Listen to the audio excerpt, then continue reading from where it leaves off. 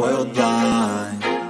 Please, Lord, give me a sign, a sign.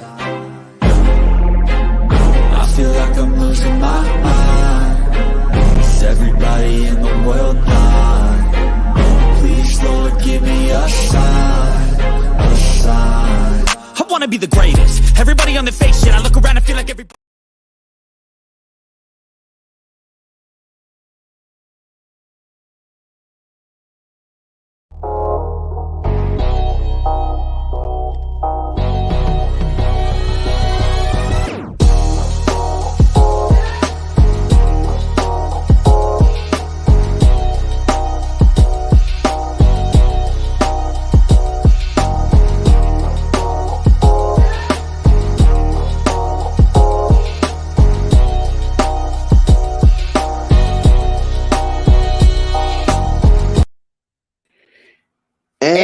Welcome. Welcome. What is going on, everybody? Episode. So, what is going on, episode of It's Roomy Podcast. Let's go. Episode 31. Holy shit. 31. We did way more than that, but we integrated, and yeah, we're at 31 now. So, but before we get into it, if you guys are new to the show and to the channel, make sure you hit that subscribe button. Make sure you drop that like button. Make sure you ring that notification. Give it a little elbow drop. Give it a people's elbow for all I care. Just absolutely. So, like we said, man, tonight we have a lot of stuff on hand. We have some SmackDown, some show recaps, and some interesting topics that's been surrounding the wrestling world, no matter if you're AEW, WWE, and all this shit. So, obviously, the first thing I want to kind of get off our chest is the SmackDown recap from December 2nd. 2022. Obviously, the main event was the World Cup. So basically, kind of giving a recap with the. Oh my god, we covered that entire show, dude. That main event was outstanding. I mean, and for those who don't know, it's like you're asking, it's like Robert and Tyler, what is the SmackDown World Cup? Basically, if you think about the FIFA World Cup, it's a gimmicky thing. It's a gimmicky thing because SmackDown is under the Fox umbrella because they're on Fox and the World Cup's on Fox. It was just a gimmicky thing, but the winner of the World Cup gets an Intercontinental title shot because Intercontinental World makes sense. But they also get a trophy, which is the same trophy you get when you win at Saudi Arabia for some reason. Yeah, I mean, no creativity there. They changed it up, made it look like the World Cup, but whatever. It's whatever. But I think so far, though, I mean, look, I thought give me Santos Escobar and Ricochet wrestling 2 to 3 times a week, I would not complain because. How about that callback that Santos did? To Lucha Underground. To Lucha Underground when he was there. Yes, King Cuerno. A lot of people don't not remember he was King Cuerno. And the fact that he pulled that out, so it's like, I wasn't really a fan of Lucha Underground that much. I did try to watch it, but I kind of fell out of it for some reason. But yeah, you were a big fan, so you really marked out when he did that. Dude, because the fact put it this way, you had Ricochet, who was known as Prince Puma. You had King Cuerno, Santos Escobar. That's a little bit of a rematch from their time in Lucha Underground. They had a little bit of a rivalry, so they kind of knew each other. And he did that in the match with Ricochet because he was on the outside. He did the whole gun thing and the whole archery thing. And then he dived on the outside. In that match, he did it again with this match. So absolutely, it was a callback. The whole thing was a callback. I think the entire show was pretty solid, though. I don't exactly what the rest of the card was because I forgot to write it down because it's hard to look up what the matches on the card. We had the Stinker, Emma, and Shayna that was the on that card. That was a stinker. And that was just that was horrible. We had the tag team match between the it was Sheamus and somebody. It was Sheamus and Zayn. It was Sheamus and Sami Zayn to start the show. Yeah, that was a solid start. Very. It was. Start. I think overall, though, I think SmackDown was a solid show, and like me and Tyler said, that only the one singer was the Shayna and Emma match.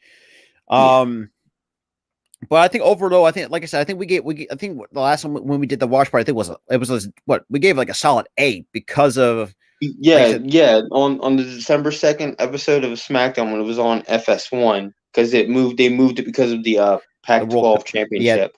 Who would have thought that was? And fun fact, that was SmackDown episode number 1,215. Holy fuck! Yeah, they had so many episodes because remember the first episode was in 1999. That's crazy, but now we're in 2022. That's still going, and they're still kicking it. So but I think overall, I mean, I thought what makes even better though, Michael Cole was on the call. He was always on the call from its inception to now.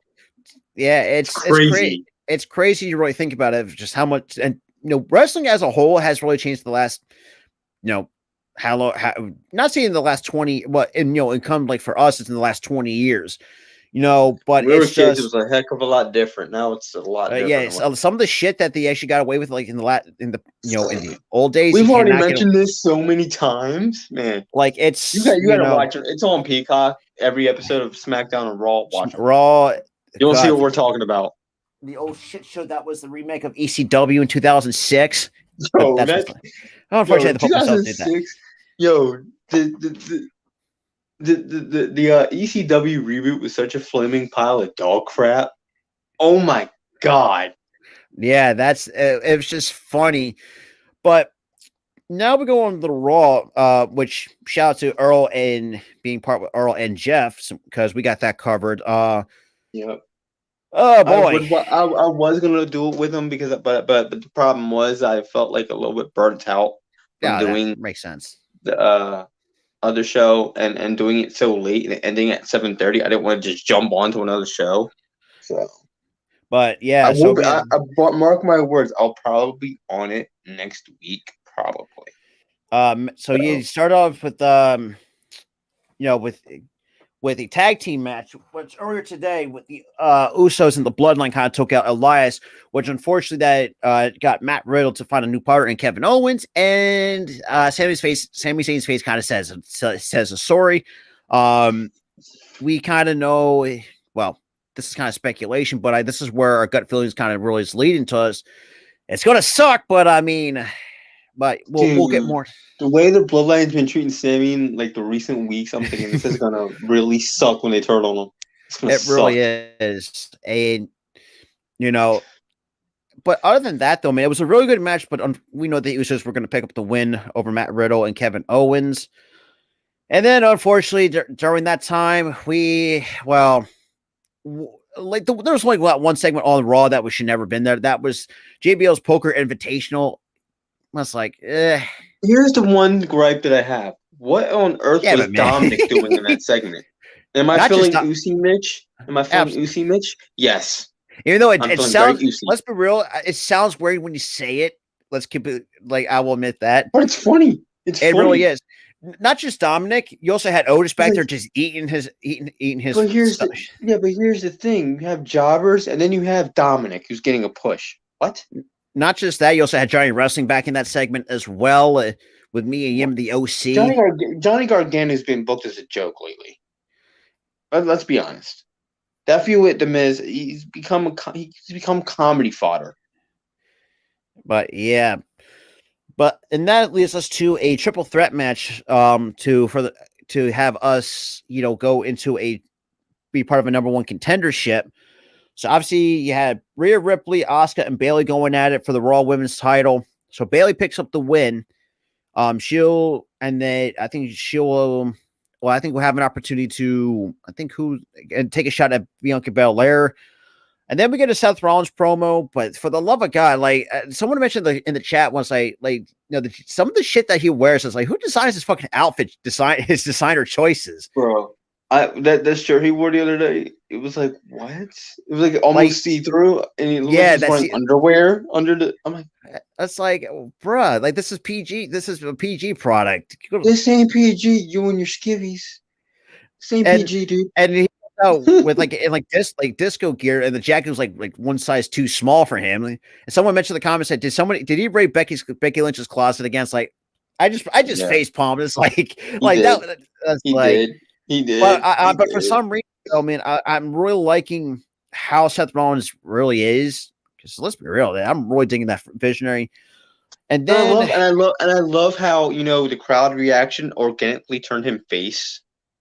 Yeah, I mean, he organic. They had no choice but to turn him face because of their crowd reaction. Yeah, and then the next match that we should have never have happened. Most of us had we had Austin Theory and Mustafa Ali for the U.S. title, but Theory wins by disqualification. Outside interference from Dolph Ziggler, who for some reason came out of the fucking woodworks. I don't know where the hell he's been. Remember they tried to do a feud with him in Theory the first time. So and I think he got hurt. Now he's back. Because remember this. It's not that it came out of nowhere. The feud came out of nowhere. He was feuding with him before he was taken off TV. Because remember, he super kicked him in the face. Oh yeah.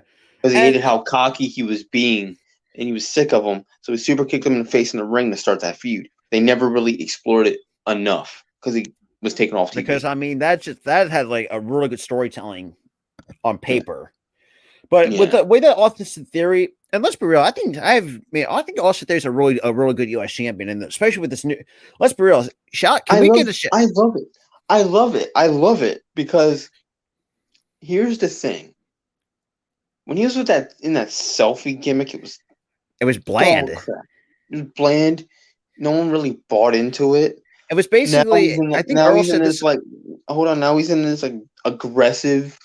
I'm gonna kick your face in gimmick. I think that suits him a lot better. And Earl said this too. I think he said it on the lines like, the selfie game was like Tyler Breeze like 2.0. It's basically Earl put it. And I agree with him wholeheartedly. He was Tyler Breeze 2.0, full of himself, taking so many selfies. Like even before the Titantron was just him with his phone screen. Yeah, him on the phone screen. It was oh my god, it was bad. That was just bad. But like I said, Austin Theory gets the win. Mustafa Ali. I think there's some people have some mixed feelings with him, but he's just become obviously just a glorified enhancement talent. Here's my problem with Mustafa. He doesn't know when to keep the Twitter fingers away from Twitter. Yeah, and that's what Earl. Stop airing your grievances to Twitter. Because if you had another job, it would not be public humiliation. It would be you getting fired if it was another job. Yeah, that's career suicide. At that point. That's career suicide. You killed your career doing that. And then the next match we had on the card, we had the OC, obviously with me and by the side, which completely. I'll talk about that because I think during that time, we don't know exactly how Medium fits in with the OC because it really doesn't really seem her style. I would say. That's what I was thinking. I'm like, I don't see where she fits in this group. I don't. Like I think she's still a decent wrestler. I think on her own, but pairing up with a team that's has been done a lot more than she has. Doesn't make sense. Here's the thing: she never really had ties to Bullet Club after WWE anyway, so it was like that's what I'm saying. Where does this make sense? Like I think it doesn't. Yes, I'm glad you brought her back. She's a great wrestler to have, great asset to have. Why pair up with why would you pair up with the OC? Makes no sense. Yeah, and then it took some Baron Corbin who at JBL at commentary, then Alpha Academy. Thank you. God, I fucking hate that so much. God, that's just like it's like, but obviously the OC gets the win, and obviously, that's kind of pretty much the end of it. And then we get to a triple threat match for the women's division, or which I would, and actually no, before that we get an impromptu match between Miss Dominic and Akira Tozawa. That's what nobody really cared about. But Dominic gets the win anyways, but that's what's sad. It's sad. They bring back Akira Tozawa only for him to job out again. It's just enough. Use the and I can guy see if you're why, gonna and use him. which is funny. And I actually, and I've been thinking about this too. This is why I can see why is it Hideo Itami, or known as Kenta, left. I can see why. They're very racist to Asian wrestlers. The fact that he It's put him in a fuck. obvious. I mean, It's been that way since Funaki. oh good lord, that was just bad. I mean, the fact you put Akira Tozawa in a ninja suit, really? Do you have to really be that stereotypical? But then again, that was kind of Vince McMahon's idea. That was But- Vince, and then they brought him back in his original gear. Oh, we're thinking, oh, he's gonna be a good wrestler. Oh, Nope. he's gonna be used right. Nope. Wrong. Still another enhancement talent. Another enhancement talent. And the thing is, it's been that way. It's been that way since the late '90s with Funaki. Mm-hmm. Or Michinoku. Another people don't forget about. He was kind of He was actually used prominently well. He didn't win a title. But the thing is, the only wrestlers they thought highly of that were Asian was Tajiri, and that's it. yeah, and still to this day they still drop the ball with Tajiri, because I mean I thought Tajiri could still make a killing in a second run, if to be quite honest. The But- problem was that he was old. He wanted to Yeah. retire. He wanted to have that little short run and then retire. So he's pretty much done. I mean, Um, he had some memorable moments. I mean, some goofy moments, but shit, it's goofy nonetheless. But, oh yeah, when what was that one segment? Remember when Tajiri was trying to demonstrate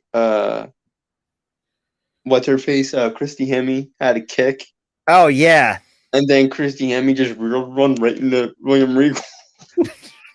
dude. I watched this segment. Tajiri Yo, I really watched the that segment friendship very that Regal recently. and I just Tajiri have cracked is that's one of the most funniest friendships that I've ever seen that Tajiri's ever had with him and William Regal. Are just I love when Tajiri returned and William Regal saw him. He goes, "Oh God, oh God." he just had one of those just like. But I mean, you know, Tajiri, I think he's still going down one of the I'm gonna say not the all-time great Japanese wrestlers, but I think from what we remember, I mean, he has some really good matches over the years. And I can see why though, man. You definitely can tell his age was starting to show. But And dude, why are they screwing with Tozawa? They're screwing with him. like, I don't know. If Now I'm I a don't Garrett, think it's a Tozawa Vince just thing get the anymore. hell out It's of a Triple there. H thing now too. It's a Triple H thing now too. He's screwing with him too. I mean, if I'm He ain't Akira exempt from Tozawa, this. I mean, yeah. I mean, if I'm Akira Tozawa, I would just ask flat out, just walk out. Get out of the company. You're not. I getting mean, used because right. I mean, you could use your services elsewhere that you could be appreciated. Go but- to Japan. Go to New Japan or something. Go back to Japan. Well, I mean, I know that sounds kind of rude, but I mean, just for your No, just to save- like I'm not just- saying this to be rude and like but just to save your racist or career. anything. Do the Taka Michinoku route. Go to New Japan. Oh, that's right. I forgot he went to New Japan. I forgot about that. Remember, Taka was a manager to some. I forgot what wrestler he was managing. Or no, yeah, he was. I think he was managing. What the hell was it? I know exactly who you're He was talking about. managing somebody. Oh crap! I can't think of his name. I know exactly who you're talking about. I'm drawing a blank, it but was recently. It was like 2016. He was managing in New Japan. Michinoku, for me, Michinoku was very underrated. But just, I think it was Evil. He was managing. I think that could have been. I think it could have been that group Evil. No, it wasn't. No, Evil's a guy. Oh, He's not a I'm group. sorry. That's yeah, I completely forgot. Sorry, it's been like bear with us because we like I said, we don't even watch New Japan because we ain't getting on 5 o'clock. I in the do. morning. I watch it, but I just don't watch it. At the live shows. I watch like the The reruns. Yes, absolutely. And then we get to the main event. You had Alexa Bliss, Becky Lynch, and Nikki Cross. Because obviously, there were signs. There were signs. It's happening. She's going back to Bray. And that stale damn gimmick that I hated. yes, They because obviously overstayed its that. welcome. So that would lead up to whoever because Bayley, when she locked her nurse spot for a number one contendership match. So this also led to the main event, like I said, with Alexa Bliss getting the win.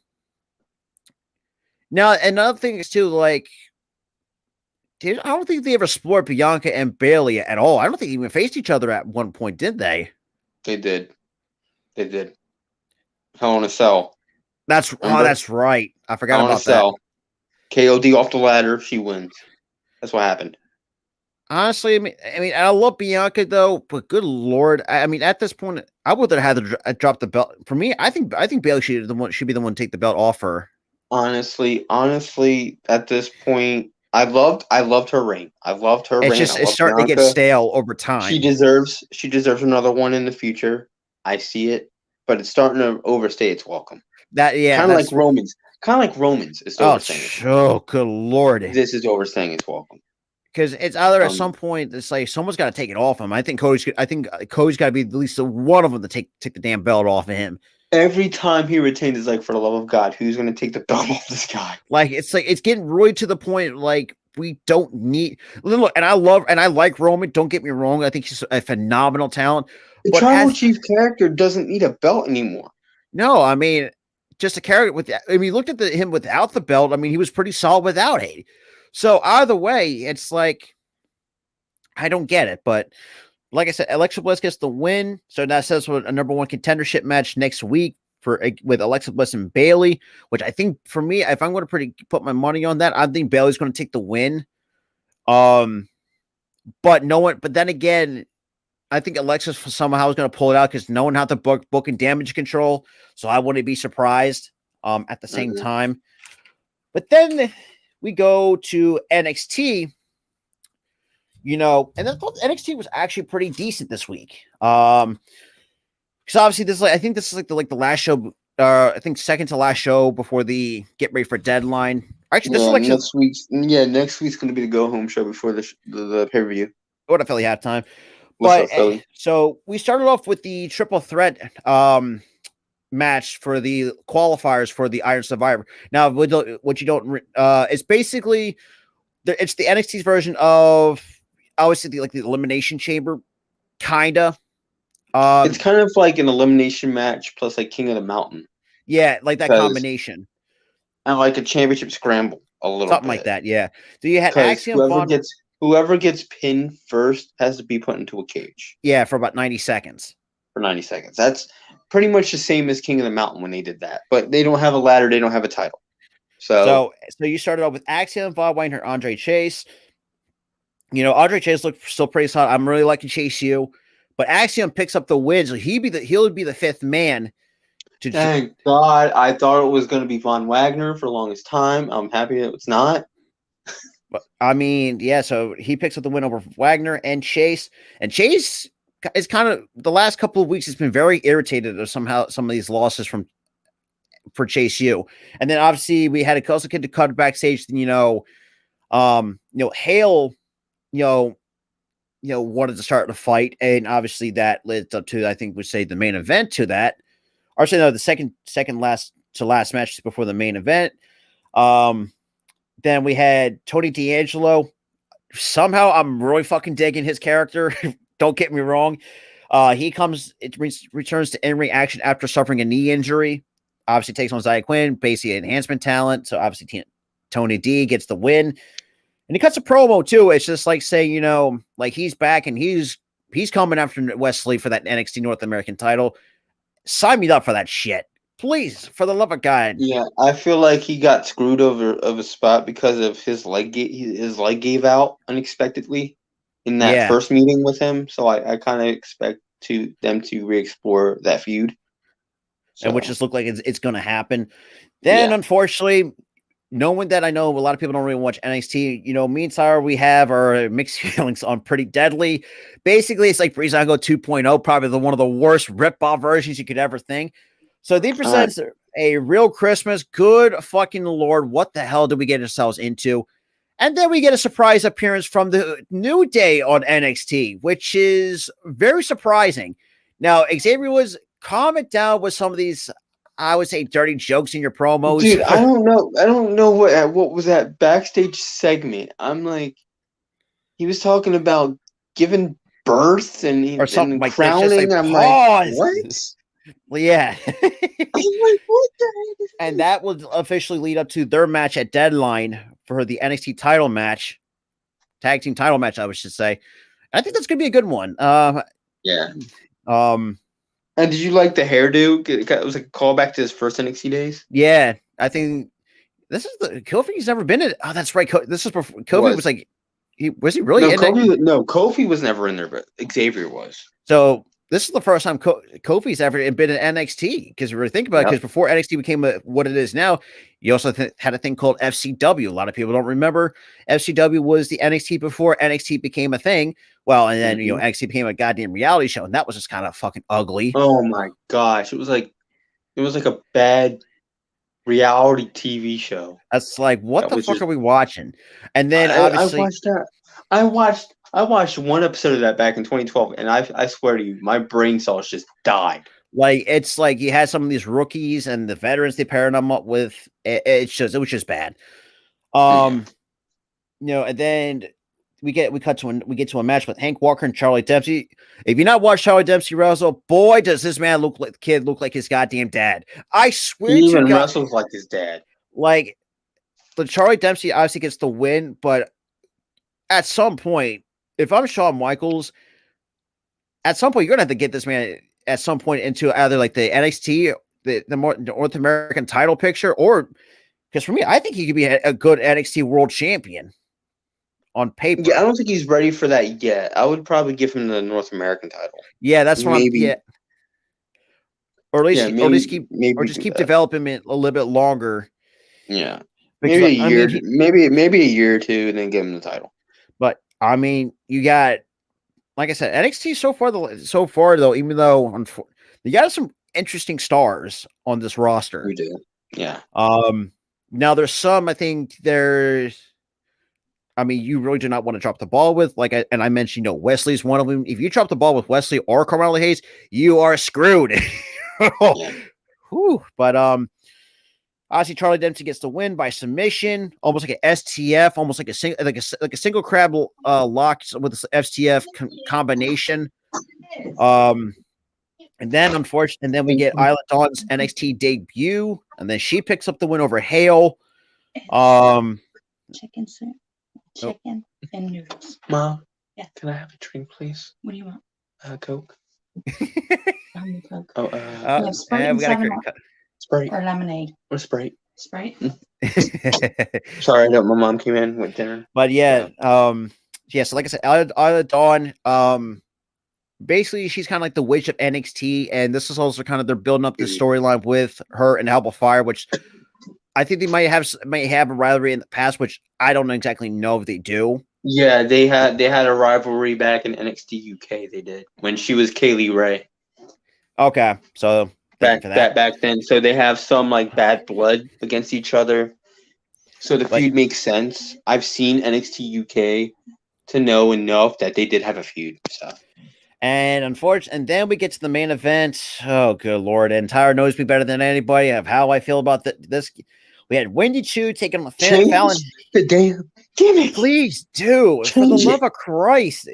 Like, I tell people this too. It's so mind-numbingly goofy, but it's not. It's like overly goofy to where it's like, it's not funny. It's really not. Like, it wants me to pull my damn hair out. It's and like, then, oh my God, this is bad. It was Wendy Choo, Fallon Henley, that was part of Briggs and Jensen. And we got Indy Hartwell. Indy Hartwell, at the same time, she picks up the win. Very opportunistic win, by the way, too. After I think Wendy Choo hits her finisher, and obviously Indy Hartwell throws Wendy Choo out the ring and picks up the win. She kind of steals it away at the same time, but in that, so Indy secures herself for the women's side of the Iron Survivor Challenge at Deadline. So we're going to be interesting to see who's going to take the belt off of Mandy Rose and who's going to take the belt off of Braun Breaker or Apollo Crews, if one of those two decide to. I love the vignettes of Apollo Crews and Braun Breaker. It kind of gives me like brother vibes. They're like really brothers, does. Like fighting. But they give me brothers vibe. They're like super close, but they're like competitive. Oh, absolutely. Like it gives me that type. I like that. And yeah, so pretty much that's going to be for the recap portion of it, because like I said, we have a lot of other stuff to talk about. The first thing I want to talk about is that William Regal is in fact returning to WWE, but AEW handicapped him so much. Oh yeah, we'll let you return to the league, but not until 2024. Yeah, that's like early January of 2024. So you're not allowed to come back to the league for a full year. Even though So that means there's still animosity between AEW and WWE, which is stupid. And he also And- had, and he also, So- I think he also exercises out clause too. Which, first of all, if you had that in your contract to say, I want out, let him walk. Damn it! And let also him walk. Let him go back. Don't and- have this And we animosity also did towards get one company. confirmation that I hate this one company because they didn't give us a good product. We're gonna give you a better product. What happened? Triple H comes in, the tide turns. You still hate him for it. and we also did confirmation too that William Regal did sign a contract with WWE. But like I said, like Tyler said, that kind of pretty much handicapped him. So we'll see how that goes. We'll give you some updates and see how that's going to go on. In other news, we have Simon Dean, the former WWE wrestler / jobber, has retired from Damn. wrestling. Remember when God, all the fitness bullshit that all the gimmick. fitness bull crap and the fact that Bobby Lashley made him eat like 1 billion cheeseburgers because he lost the match. But he's like, even come on, you got one more. He was a Oh, jobber, though. I'm gonna stuff your He was also very entertaining. He was an entertaining funny. jobber. He was like one of those funny jobbers. It was funny. But yeah, I loved when he gave Batista the muscle milk or whatever he had. oh yeah, like the Goes, I feel stronger. I feel leaner. I feel like I could whip your face in. no, that He is does just yeah. I mean, I could see what was he like somewhere to. I know he was getting up there in age at the He time. was like in his 40s. He was old. Yeah, it's crazy, but I mean, I think overall though, I mean, there was a jobber, but I think he's still. He was one of those beloved jobbers that like he. God, where he comes was, out like, on the loved so goddamn much that Segway. He was loved so much that they allowed him to get TV time as a jobber. He was like a Barry Horowitz type. Oh my God, I haven't heard that name. Where in he was fucking like years. loved, so he was used a lot as a jobber. And it's fun. And one of the funny parts is his entrance, like he comes out down the ramp on a Segway at the same time. It's like, what the He comes out a mall. He was like Paul Blart. mall cop or something, coming out in a Segway. That's like, Like, what the- damn. But I Oh, mean, that's- even though, like I said, even as a jobber, though, I hope life is going well for him. I really do. But I think- he seemed like a good dude outside the ring. But yeah, I mean, another thing I want to kind of talk about was, I don't know if anybody's picked this up. And the reason why we don't have seen Robert Roode, he went under spinal fusion surgery. So he's another one that I hope he's okay. I hope he's okay, and I hope he's not another one that has to retire. it might. I really haven't seen any updates from what I've been from what I read. It might be he could be another one who could be hanging up the boots at some point. Could be When you have fusion in your neck or your back, your career is basically done. And that's what sucks. I mean, look what's going on with Randy. Randy Orton, our report over 40 years old at 41. He's got a decision to make. But here's the thing. It hurts worse with Robert Roode because he hasn't done enough because he hasn't won the WWE Championship or any championship. Yeah, on the main roster, except for the tag team championship with Dolph. That's the only titles he's won was the tag team titles. Yeah, and it's gonna hurt worse when he retires as opposed to Randy because Randy has done everything. I mean, Randy has done everything since the last decade plus. For me, he's done enough. He can retire now, and I wouldn't be too upset. It's gonna suck though because that's part of our childhood. But yeah, our childhood dies, but and so does Robert Roode. I mean, people don't realize how good Robert Roode was throughout his career. I mean, dude, him in TNA, you couldn't stop the guy. No, I mean, even though I'm one of those people that I'll admit, I actually did not like the Team Canada faction. I really never got behind the Team Canada faction. Do you know what really killed it for me? What's that? The Team Canada, the derpiness of Scott D'Amore. Oh yeah. God, with the Canadian flag on a hockey stick, like really, like how stereotypical Canadian do you have to be to do that? But that's like Canadian all on top of Canadian. But from what seeing from what Scott D'Amore is now, I mean, it look like he's. I mean, he's look like he's. Everybody changes in the last. He's done a great job as an authority figure for Impact. He's done a great job, and he actually surprisingly, cares and stuff like that. But Robert Roode, though, man, I think let's be real, probably the most criminally underrated tag team of all time. Him and James Storm is Beer Money Incorporated. I love that group. You come out riding riding like a scooter makeshift like cooler. Yeah, it was cool. And it's just like, it's like like I said, we don't know any. I don't know if there's any updates on that, but it's just. Speaking of retirements, Rob, I don't think you're ready for this, and I'm not ready for this either. Oh, shit. Dustin Rhodes has announced that 2023 will be his final year. Fuck, that's gotta hurt. But 2023 is his retirement tour for AEW and wrestling. But I could see that based on the fact that he's over 50 plus. I mean, he's like 50 something. I mean, he's done, and he's another guy that's done so much the last 30 plus years. I mean, very second generation superstar before Cody came along. Multiple time Intercontinental champion, multiple time tag team champion. Had probably one of the greatest gimmicks of all time in Gold Dust, even though it was one of the greatest gimmicks ever created. And just had a really good career. And Dusty, and if I'm Dusty looking down, I mean, Dusty would have been. You're proud of your son. You're proud of your son.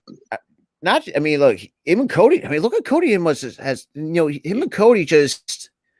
We've been asking you for this like one match between the brothers. It's like, when are we going to see this? But and then they added the tearjerker at the end. It's like, mother. But at this point, can you just put goddamn Goldust in the Hall of Fame, please, for the love of God? He's gonna be in the Hall of Fame because he's my like all-time choice, because the dude, like I said, has done so much. Now, granted, he has. Well, let's be real. Probably some worst gimmicks you could probably remember. Black Rain. 7 from WCW in the early 2000s. Oh my God! Which lasted a whole minute. He goes, when he fucking. I'm not this gimmick. I'd say take this gimmick and shove it up your ass. It's like I was like, wow, he just did that.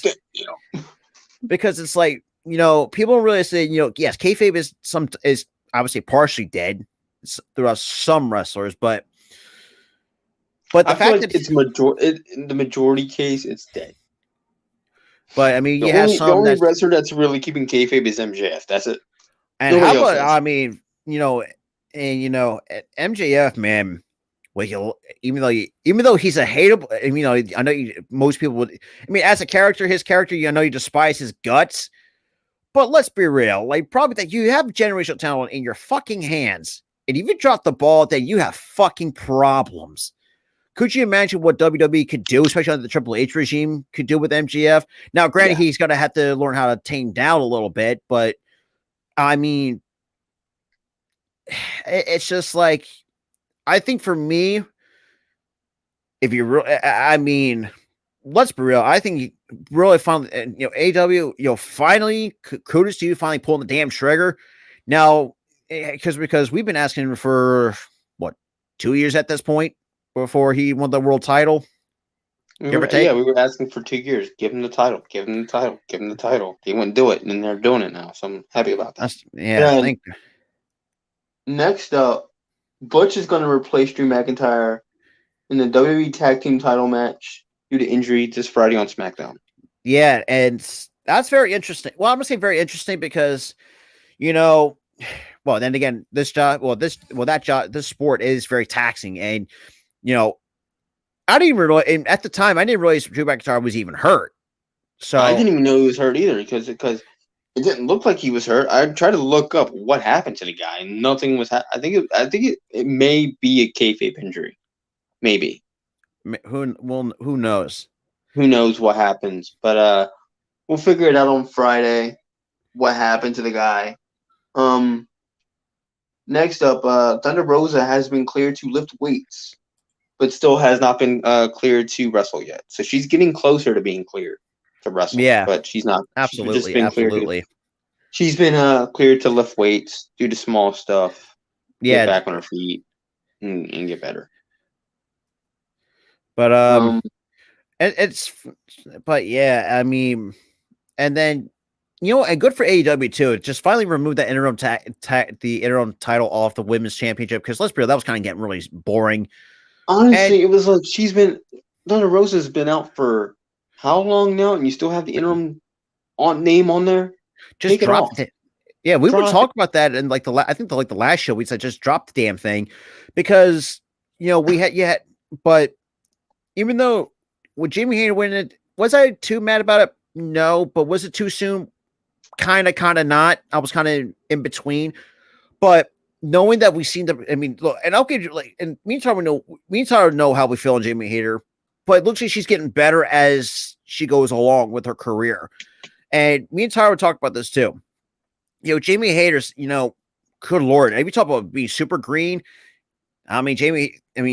green, if you look at green in the dictionary, Jamie Hayter is a perfect definition of super green, but look, she's got her look at her approach. In the beginning, she was like sandbagging wrestlers and yeah, it didn't look good.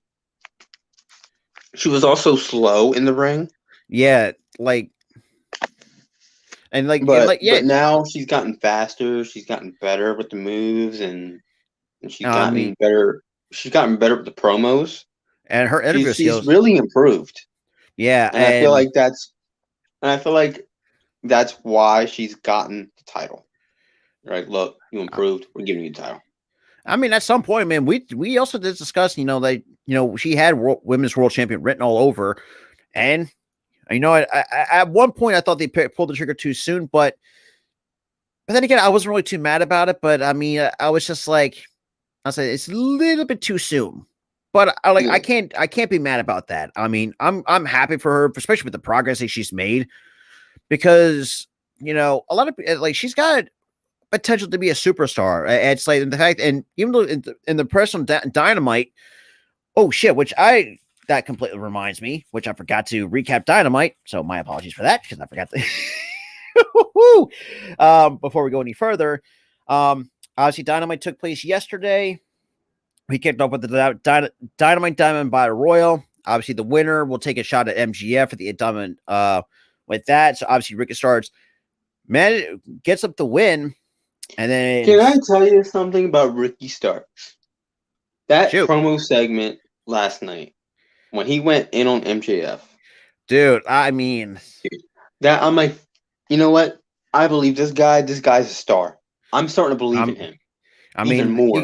He's a world. That's a world champion material. I mean, he's another guy. Star right there. And the fact that the best part is he speared MJF right out of his shoes.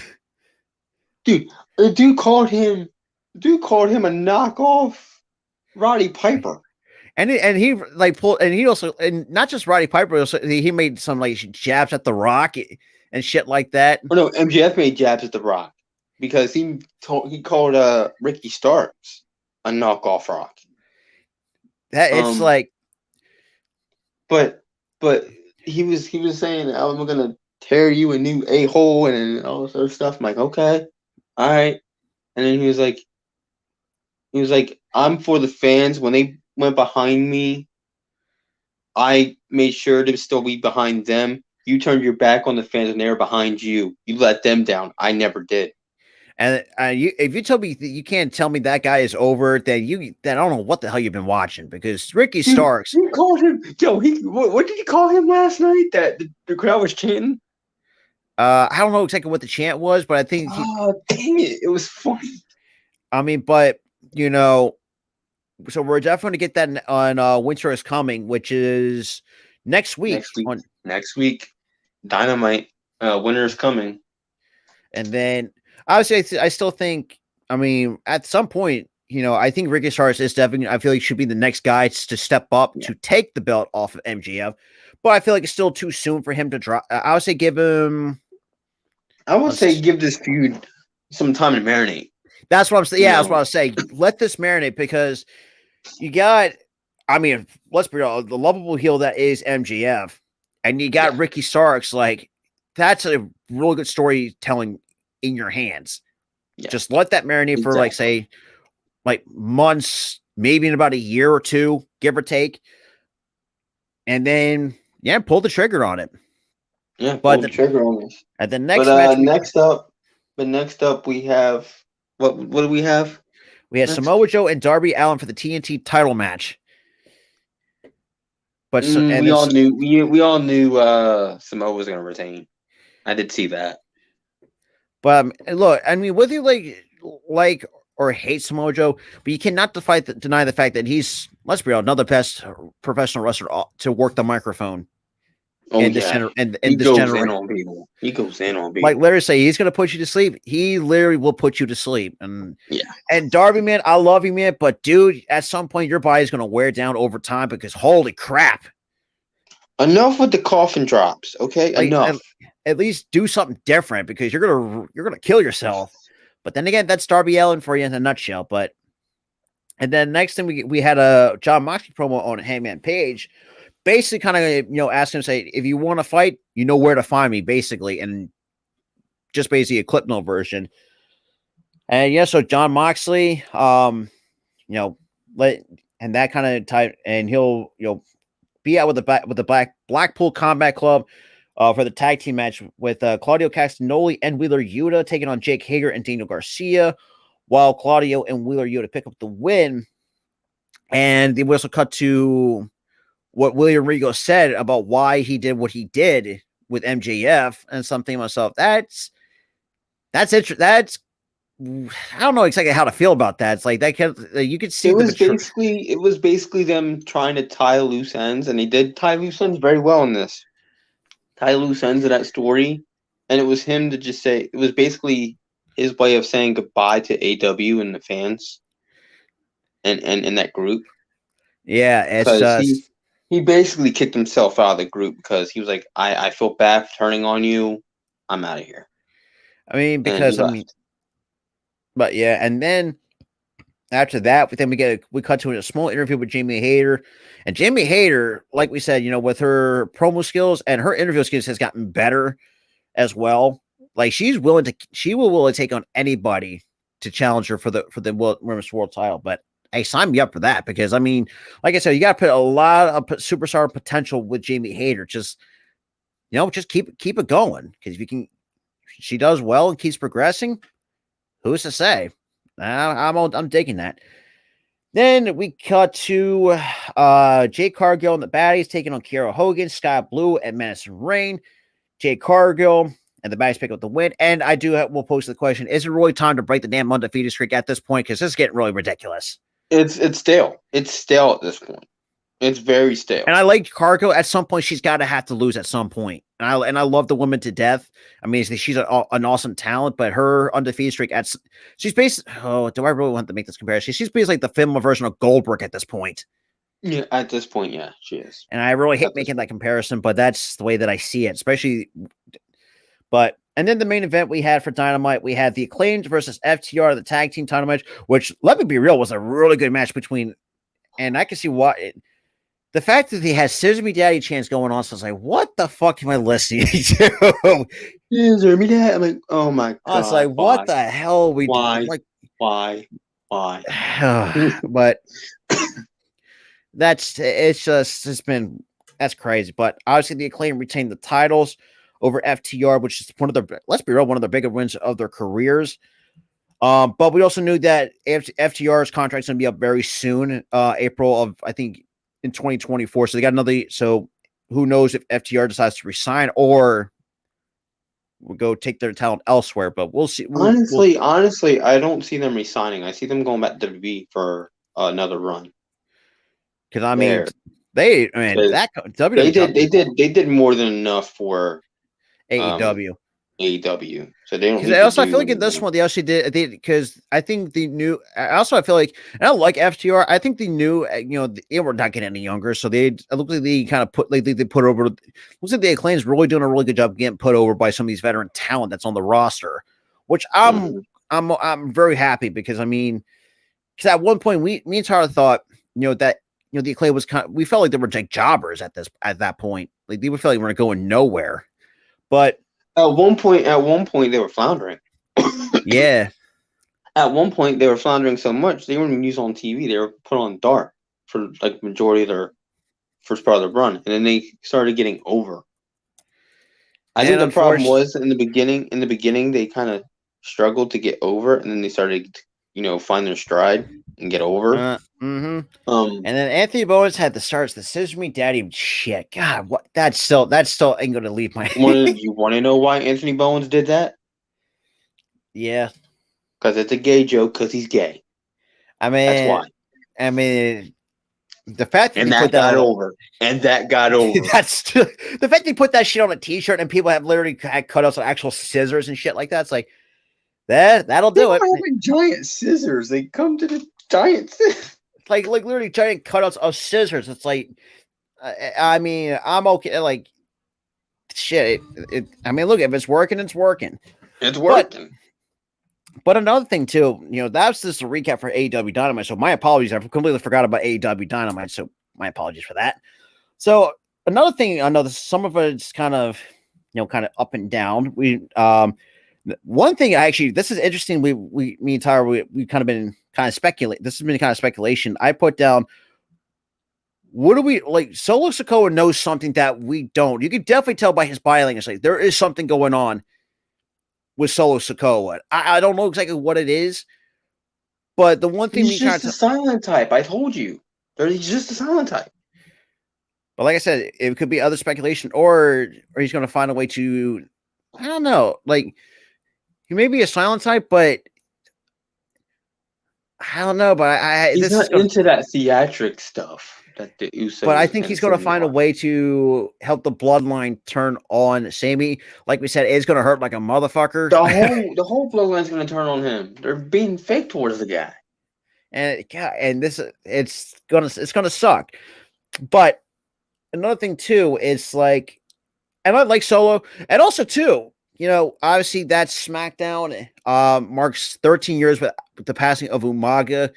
It was great. It was great. Did we do all of AEW? Yeah, that was all of AEW. Okay.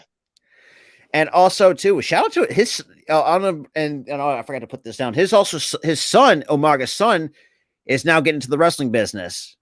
Yeah, shout out to him. Next I would like to talk about the 24/7 title. Oh yeah, they did have meetings. They did have creative meetings. Triple H and the creative team. 24/7 title has definitely been scrapped because they haven't even mentioned the title in meetings. Thank God. They haven't even mentioned it. And thank God they did, because that title was dead in the water. It was dead at this point. Absolutely. Next up, Sasha Banks wraps up her first movie. So we'll be seeing her on the big screen soon. Yeah, that's crazy. But yeah, man. It's just like I said, she really doesn't need WWE. She can do movies, she can do music, she can do TV. Who cares? Happy for her. She's happy now. So absolutely. Now that's going to be very interesting. I was like, what's going to go with what? I mean, we saw what Sasha's doing. What the hell is Naomi doing? Because we haven't heard. I already told you. She's coming back to V. She's the one that wants to come back. Now the question is, when do you if you were the booker, how would you bring her back? Do you bring him at the Royal Rumble? I would do Royal Rumble. I would do Royal Rumble. I would. Yeah, what I see, I would agree with that, because I do feel like we're definitely going to see, because usually the Royal Rumble at times, the last 2 to 3 years, we have gotten some surprises. Even some we knew where they're going to come back for a one-time thing, which is kind of ridiculous. But 2020, obviously the return of Edge. I think we never expect that to be possible.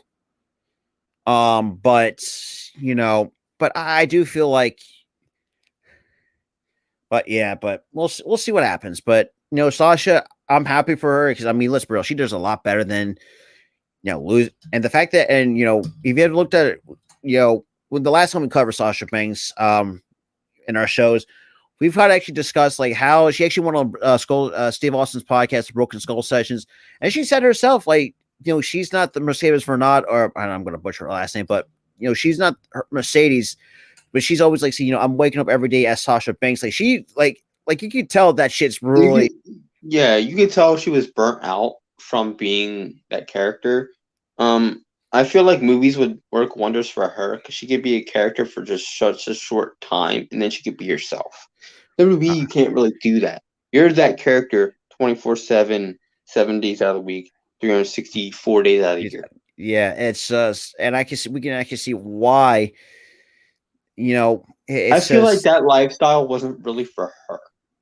She thought it was, but then she found out it's not. It's just I think, and it's just, but then again, we're more happy for her. And we saw, and you could definitely tell if you looked at her, follow her social media, you can see how happy she truly is. She's like carefree. Oh my gosh, she is so happy. Like you really can't. She was at the Boston game, I think, a few days ago. Yeah, she was very happy to be there. Like you can definitely tell, like that stress is finally lifted. And like Tyler said, yeah, professional wrestling is very stressful. But in the big company like the WWE, that's more stress put on your shoulders. Like you said, you're out. Wrestling almost 7 days out of the week, 360 some odd days out of the year, like with like 1 day off in between, but that's all you're going to get before you have to. It's like, no, this is why a lot of times, professional wrestling is not for anybody to pursue, but if you want to pursue it, more power to you. But knowing that Sasha knows she's not getting any younger, and the fact that, she had mental problems, like mental health issues because of that. She needs to find other avenues at this point.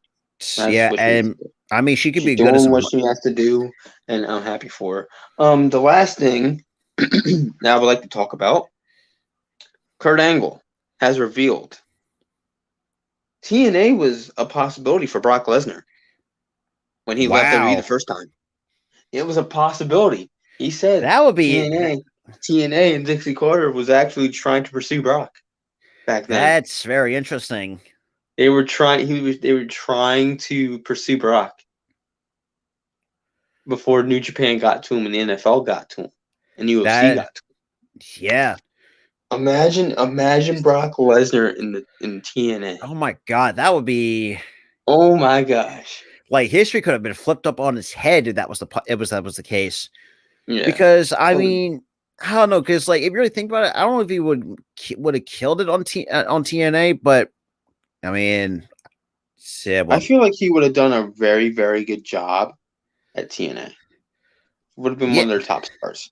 Oh, absolutely. I mean, look, even though with people, I mean, really like even to this day, we like love or hate Brock. You have to think it's at the end of the day, he's going to go down as one of the all-time greats. The fact that and let's be real. I mean, we could all admit he's going to be a Hall of Famer at some point. He was the youngest WWE champion. Back in 2002, he won the title countless times, and somehow survived a broken neck for crying out loud on that botched shooting. Oh, yeah. Good Lord! All that, and then he went to UFC, dominated there. NFL didn't work out for him. He went to New Japan. That didn't work out for him because he forgot about that. Yeah, that didn't work. That didn't work out for him. And then he went back to the WWE.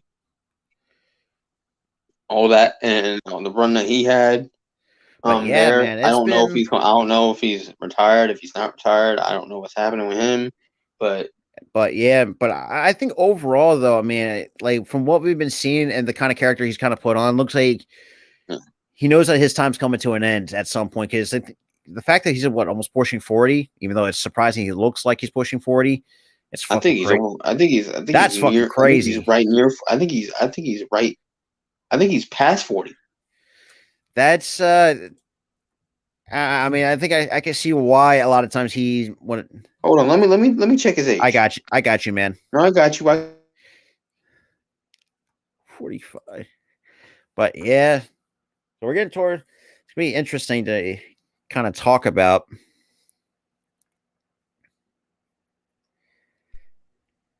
Bro, he's pushing. You there? Pushing. Yeah, I'm pushing here. 50. That's fucking crazy. Remember, he was in his 20s in the early 2000s. Man, I mean, at the end of the day, man, he's done pretty well for himself. Even though after he left in 2003. Yeah. It No, he left in shows- 04. He left in 04. Oh, no, early 04. 04. Thank you. Okay. It was in March of 04. He left. And, the fact that he also killed in the UFC, a lot of times, it's hard. I mean, the fact that he transitioned very quickly to the UFC, which. But here's the thing, though. He was a mixed martial arts wrestler anyway. Yeah, and he also had an So it amateur worked out background. for him. But dude, that man was killing dudes in the UFC. Oh, I mean, God, do you really want to Good lord. He was I'm killing sorry, I dudes, would not be. man. I'll be the sorry sucker that had to be on a card with him in an octagon. No, I'm sorry, I quit. just. I would quit. I would forfeit. Nope, done. Yeah, Nope, outta here. absolutely. But at the end of the day, he's a Hall of Famer. I mean, the way you look at it, like we said, he's one of the youngest champions. Let's be real, probably the best time in. Let's be real, and I think this is probably one of the better times in wrestling. Yeah, some of the other upcoming part of that child are some of our childhoods that you've seen. Guys like John Cena. You also had just like the Dudley Boys, obviously, and some of the other veterans that have been around for quite some time. But at the end, as a champion, I think he realized his him going after. I think this is why I think I will commend Brock to realize. I think he also realized, I think he's done winning championships. I think he realizes that at this point. But God Lord, he has some of his funny moments. Good Lord, I think in 2003 when he pulled out a mariachi band. It's like, what the fuck is this? Oh my! What are we doing? Him and Kurt I Angle. still like the part where he turned the Money in the Bank contract to a freaking boombox. Boombox. That was just fucking. That was funny. Great. That was funny. Like people say, "Yo, he doesn't have a sense of humor." Bullshit. He does have. He's got a sense of humor. He's got a funny sense. I liked when he did impersonations on the Pat McAfee show. It was funny. Oh my god! Yeah. I love when Pat McAfee's like, "Don't break the table." He proceeds to break the table. He broke the table. I was like, "Oops." But oops, sorry. And this is where I'm going to give a lot of and we talked about this before. This is where here's the thing: Brock as a person, he seems like a good dude. He just portrays a bit. Yeah, and seems like he's. And this is where I think this is where Paul Heyman comes in. I'm going to give this man you can't give this man too much. You can't give this man a ton of credit of saving Brock Lesnar's career. Because think about this too. He would have been a jobber. He would have been a jobber. And if you listen to his interview, he told a story. He was going to be a Russian guy.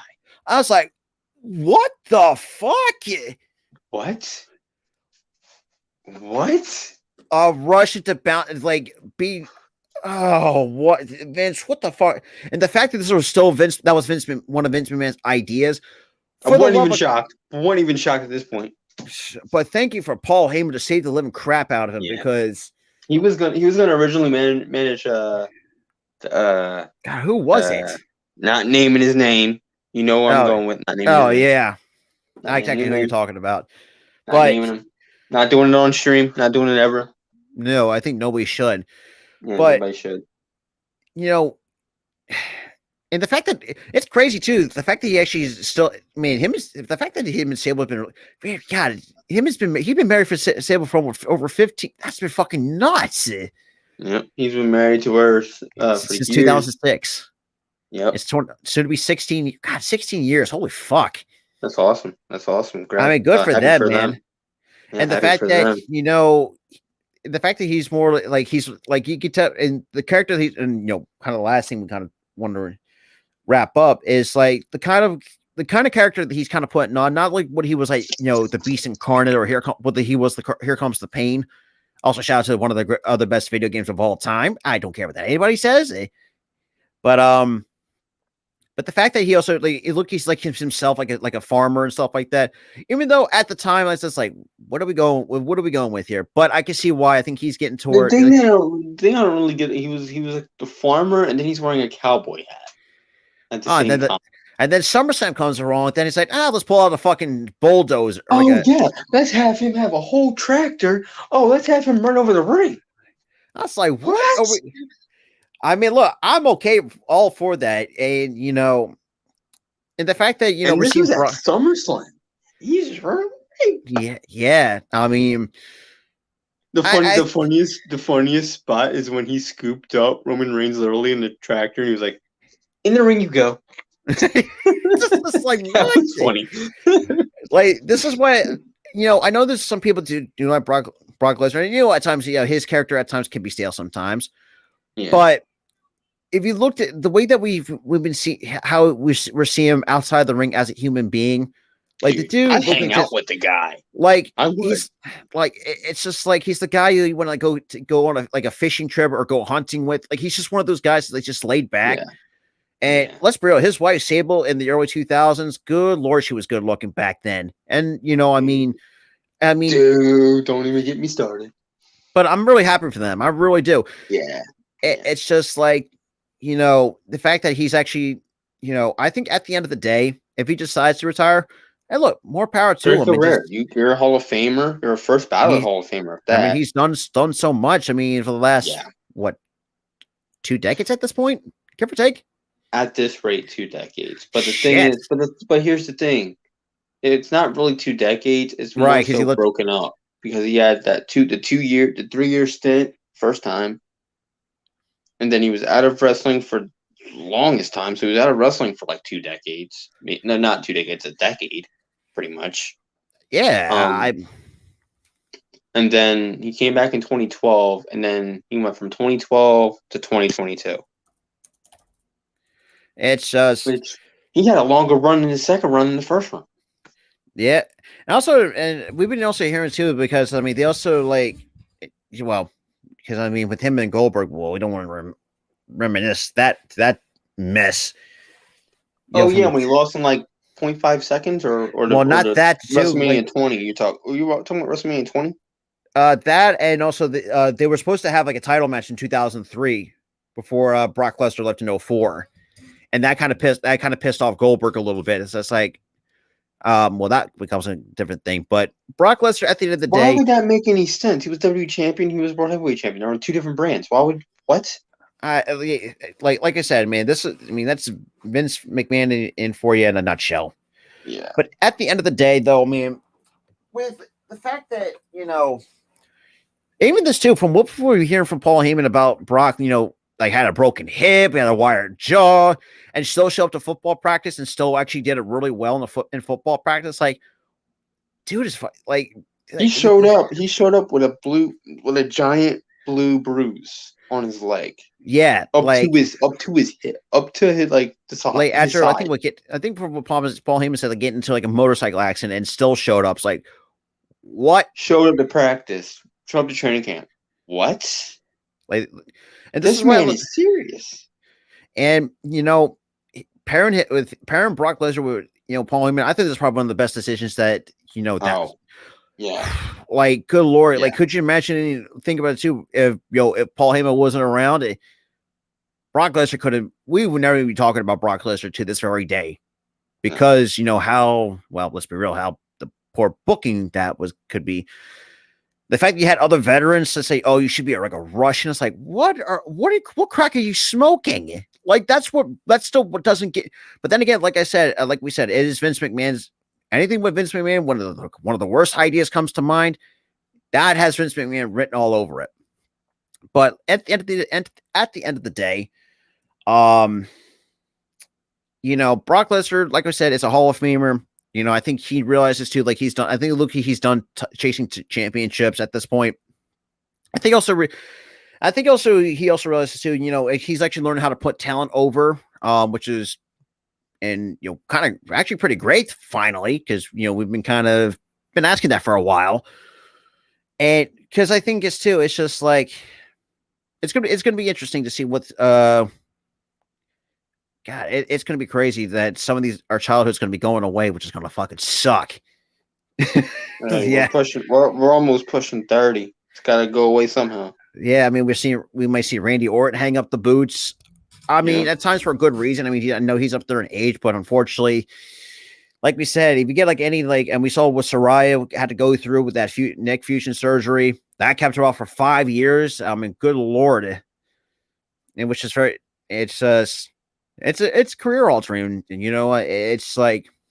That's the wrestling business for you. Mm-hmm. But I mean, if this is one way to make money, then so be it. I mean, but like we said, that's going to. so that's going to wrap it up for another episode 31 of the It's Wrestling podcast. But before we get out of here, for those who are pro wrestling fans, I don't think we talked about our sponsor, SeatGeek.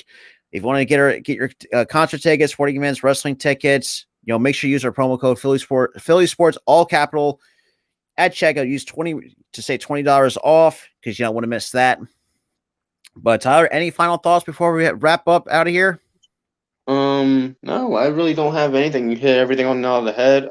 Use the promo code for SeatGeek because there's a lot of stuff lined up. There's a lot of wrestling events lined up for you guys wherever city you're in. Knock yourself out. Go crazy. Use the absolutely, because it will mean a lot to help support the channel and just really, and we're stepping in the right direction going forward. Because, like I said, we're going to have a lot more sponsorships coming soon. I think we did officially partner up with Fanatics, so we're going to be. We'll get to that in just a moment. But yeah, so we got a couple partnerships going up, and we're going to have more right down the line. So y'all are going to have a lot.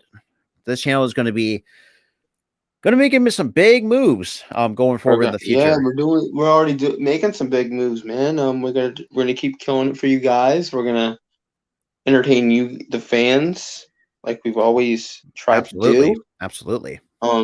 Whether an episode's a dud, whether an episode's great, we'll keep going. Absolutely. And plus this is a team effort,